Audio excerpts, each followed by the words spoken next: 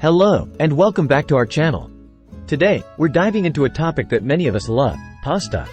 Not only are we going to explore the health benefits of this delicious dish, but we'll also whip up a recipe for a tasty and healthy pasta.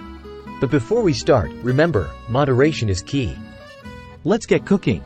Before we jump into the kitchen, let's take a moment to appreciate the rich history of pasta. Did you know that pasta has been enjoyed for centuries? It's believed to have originated in China as early as 5000 BC. However, it was the Italians who truly perfected it into the dish we know and love today. Pasta's journey to Europe is fascinating. It's said that the Venetian merchant Marco Polo encountered pasta during his travels to China in the 13th century and introduced it to Italy. From there, it spread throughout Europe and became a staple in Italian cuisine. Now, let's get cooking our healthy pasta recipe. Start by boiling whole wheat pasta according to the package instructions. While that's cooking, sauté your favorite veggies like bell peppers, spinach, and cherry tomatoes in a bit of olive oil.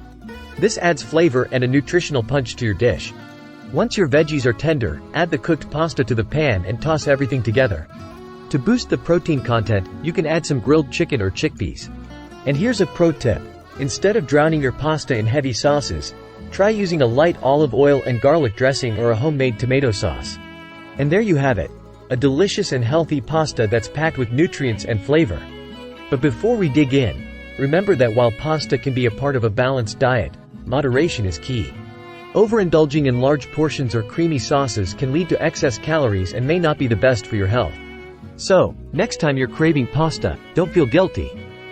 Just remember to load up on veggies, choose whole wheat options, and keep your portions in check.